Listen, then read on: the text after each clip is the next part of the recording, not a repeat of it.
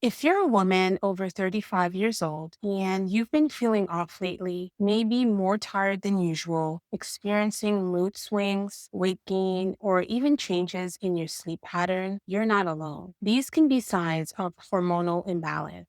And the good news is what you eat can significantly impact how you feel. In today's video, we're going to explore the foods that can help you reset your hormones and get you back on track. And if you're new here, I'm Bibi. I'm a physician associate for the past 12 years, specializing in internal medicine and women's health. So, what are hormones? Hormones are chemical messengers that regulate many functions in our body, including metabolism, mood, and reproductive health. As we age, especially after 35, hormonal fluctuations become more common, leading to symptoms like fatigue, weight gain, and mood changes. Factors like stress, poor diet, and lack of sleep can exacerbate these symptoms and make the imbalances worse. So, before we dive into the food, let's quickly cover which hormones actually matter and which ones you should consider testing. The key hormones to pay attention to, number one, is estrogen. Estrogen plays a huge role in mood, periods, skin, bones, and heart health. Too much or too little can cause heavy periods, mood swings, weight gain, or hot flashes. Now, the second hormone to pay attention to is progesterone. Progesterone is often called the calming hormone. Low progesterone is common in your late 30s and 40s, leading to anxiety, poor sleep, PMS, which is premenstrual syndrome, and irregular periods. The next lab to pay attention to is testosterone. Yes, women have testosterone too. It's important for muscle mass, libido, motivation, and energy. Levels often decline with age, but can also be too high in conditions like PCOS, which stands for polycystic ovarian syndrome. The next hormone level to also be mindful of is your thyroid panel. The thyroid gland is a gland that sits in front of your esophagus. So, your thyroid gland regulates your metabolism, your energy, your hair, and mood. Many women 35 years and older have sluggish thyroids and don't even know it. So, when you're checking labs, it's important to not just check the baseline like a TSH, but going more in depth with the full thyroid panel. The next lab that's really important in checking hormones is cortisol. Cortisol is your main stress hormone. Chronic high cortisol can lead to belly fat, fatigue, poor sleep, and insulin resistance. It's important to know that there are different types of cortisol tests, and make sure that you talk to your doctor about ordering the specific tests and exactly what time, because it can be morning cortisol. There's a saliva cortisol test. Make sure you speak to your doctor about the test that's going to be right for you. Now, the next hormone level that's also important is insulin and blood sugar markers.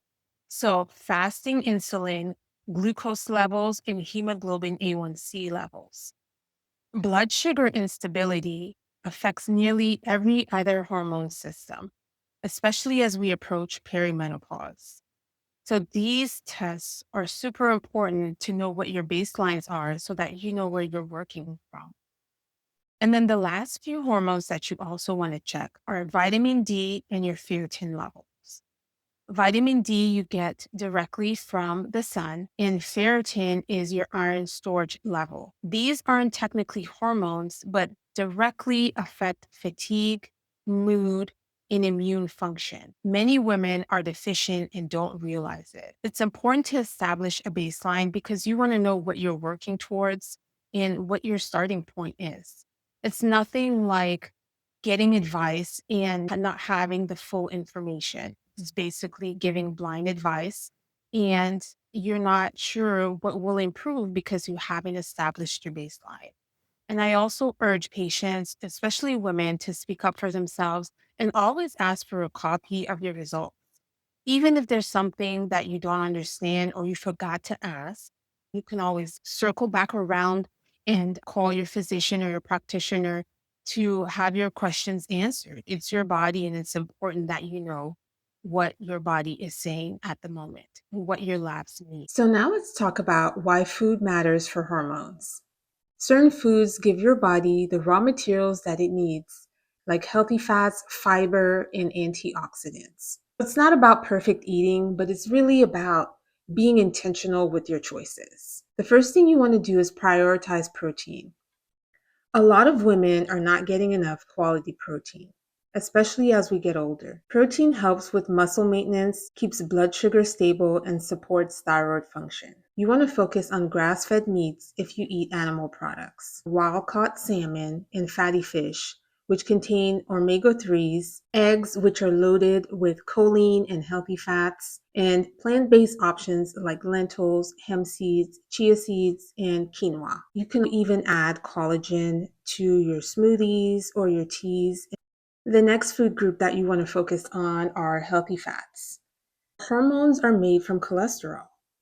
Good fats to include daily include avocados, extra virgin olive oil, coconut oil in small amounts, nuts and seeds, especially pumpkin seeds, for progesterone support. These contain omega 3s and are anti inflammatory.